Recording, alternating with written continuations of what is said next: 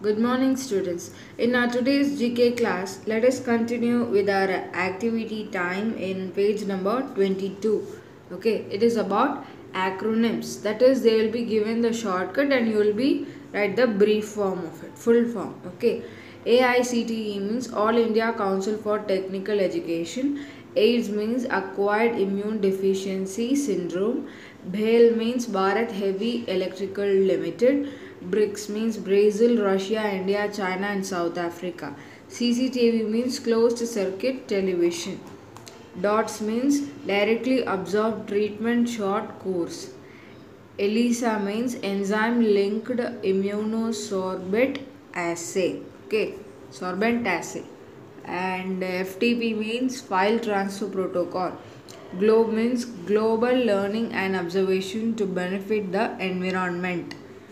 ICWA means Indian Council of World Affairs.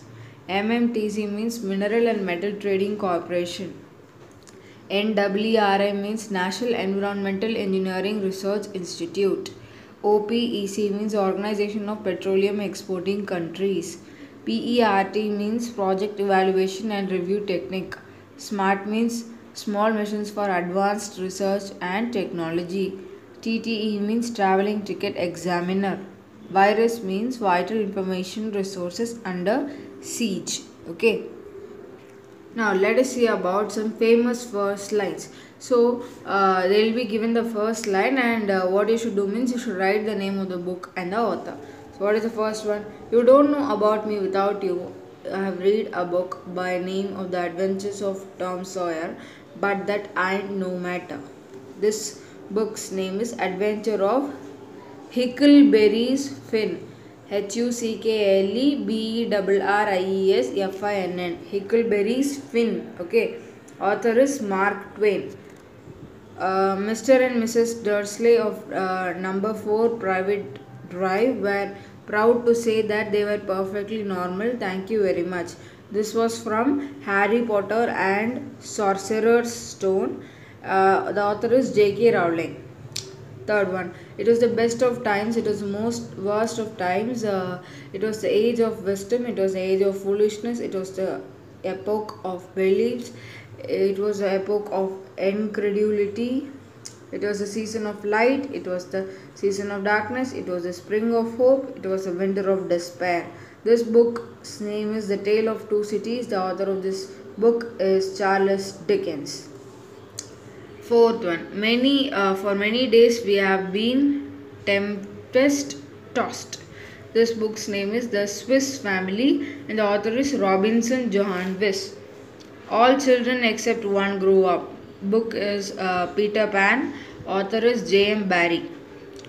I will begin the story of my adventures with a certain morning early in the month of June, the year of grace 1751. When I took the key for the last time of the door of my father's house. This book's name is Kidnapped and the author's name is Robert Louis Stevenson. Now let us continue with the 12th chapter in GK, which is History and Origins of Nursery Rhymes. So how did we all learnt about rhymes in our kindergarten, right? In our LKG and UKG, you would have learned many rhymes. So how the rhymes started growing, that is how the rhymes got originated. Let us see here one by one. This rhyme originated in England long ago in 1300 when the first plague hit England. The symptoms of the plague included a rosy red rash in the shape of a ring on the skin. Pockets and pouches were filled with sweat-smelling herbs which were carried due to belief that the disease was transmitted by bad smells. The term ashes refers to the cremation of the dead bodies. The English version of ring around the rosy replaces ashes with a tissue as violent sneezing was another symptom of the disease. Actually, you have learnt about this. You have learnt this rhymes, right? Ringa ringa roses, like that they'll sing, right? So you would have already sung in your kindergarten days. Now, how did that actually originated? Means it originated from the plague. Plague means it's a type of a disease which hit England in 1300. Okay, so that time it started. See, it will leave some symptom like you will have marks on your um, that is on your skin. You will have red rosy rash marks like that. It will be red in color and you will have many marks like that. So from that they started, this rhyme started originated. Okay, it is called ring o roses. See, it was actually, the word was ashes in that rhyme, but um, after the time got traveled and it just turned into a tissue. That is, we'll sing, right? Garinga roses, pocket full of roses, a tissue, all fall down. Like that we'll sing, right? So it was actually not a tissue, it was actually ashes. Ashes, ashes, all fall down.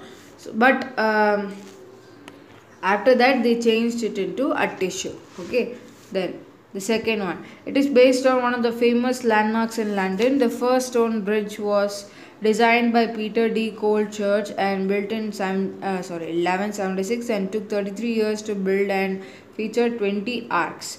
The flow of the Thames under the bridge was used to turn water wheels below the arcs for grinding grain. By the 1300s, the bridge contained 140 shops, some of which were more than 3 storied high. London Bridge survived the Great Fire of London 1666, but its arches and foundations were weakened. In 1820s, a new London Bridge was built on the other side, north of the old one. This new bridge opened in the 1831 and the old bridge was demolished. In the 1960s, yet another London Bridge was built. The London Bridge of 1831 was transported stone by stone to Lake Havasu in Arizona, USA. Okay, so this is also a famous rhyme, which is London bridges falling down, falling down, falling down. I think you would have sung this also in your kindergarten, right? So it was based on the real bridge of London. Okay. Then the third one, a nonsense rhyme which uses alliteration where children mimic the sound of clock chiming at the relevant point in the song. It is intended to introduce children to the fundamentals of telling the time. The first publication date for this rhyme is 1744. Investigation into the meanings of the words used in the rhyme lead us to believe that it has origins in America. This rhyme is called Hickory Dickory Dock. Okay. Then this rhyme is very famous in India, right? Which is Baba Black Sheep. How it originated? The nursery rhyme is connected to English history relating to King Edward II, 1307 to 1327. He was the king, right? So the best wool in Europe was produced in England, but the cloth workers from Flanders, Brooks and Lily were better skilled in the complex finishing trades such as dyeing and thickening the cloth. King Edward II encouraged Flemish weavers and clothes dyers to improve the quality of the final English products. The poem talks of wool being available for the common man. So it is called Baba Black Sheep. Then this is also another famous rhymes. It will be called Jack and Jill went up the hill to fetch a bucket of water. That is, the origin of this poem is in the France. The two children referred as King Louis 16, who was beheaded, that is, lost his crown, followed by his queen Marie Antoinette, okay, who came tumbling after. The words and lyrics of this poem were made more acceptable as a story for children by providing a happy ending. Okay.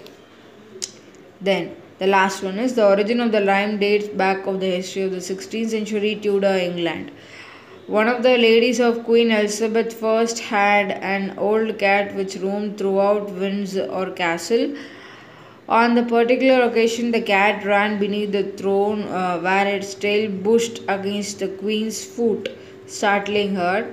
So, luckily, Queen Bess had a sense of humor and decreed that the cat could wander around the throne room on condition it kept it free of mice. So, This that is, this rhyme was called as Pussycat, Pussycat. Pussycat, Pussycat, where have you been? That poem only. Okay. Next, let us see about some famous writers. He was the greatest dramatist and the poet at England. He was the author of several plays such as Hamlet, Julius Caesar, and Merchant of Venice, Romeo and Juliet, As You Like It, Macbeth, etc. So he was really famous in England and a very famous dramatist. He was called as William Shakespeare. I think many of you would know some information about William Shakespeare, right? So then he was an Arab traveler. He wrote about the details of region of Muhammad bin Tughlaq during 1325 to 1351 in his book Rela, of which he was an eyewitness. He was Ibn Battuta. He was a famous short story writer, novelist, and poet. His famous works are The Jungle Book, Soldiers 3, Kim. He was Rudyard Kipling. He was an Irish writer of powerful satire, poems, and discourses. His best known works are A Tale of Tub, The Battle of the Books, and Gulliver's Travel. It was Jonathan Swift. Okay.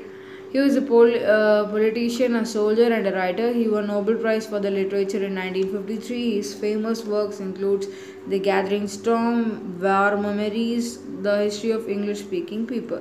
Sir Winston Churchill. She was a famous novelist of England who wrote Emma, Persuasion, Pride and Prejudice, Sense and Sensibility, Manfield's Park. She was Jane Austen. Then now let us see about some logo of some cricket teams of many countries. So this logo belongs to Australia. This logo belongs to New Zealand. This belongs to South Africa.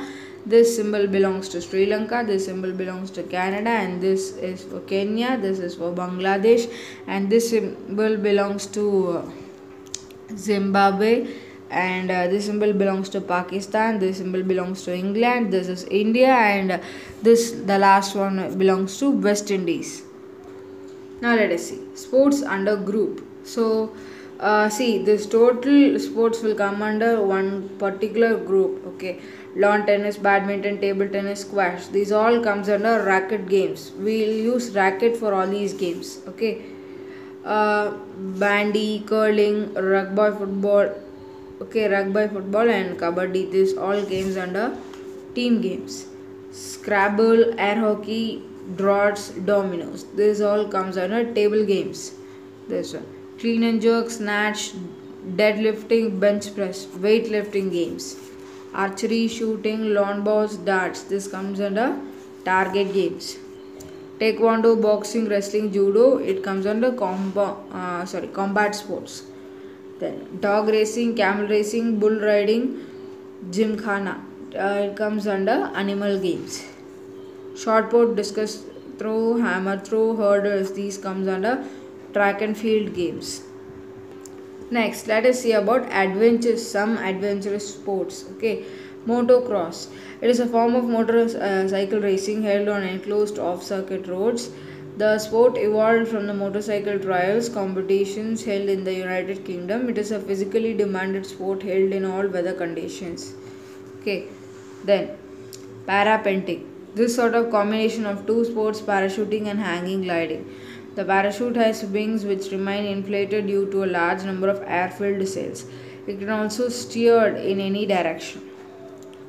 Abseiling. It is a controlled descent down a rock face using a rope. Climbers use this technique when the cliff or slope is too steep or the dangerous to descend without protection.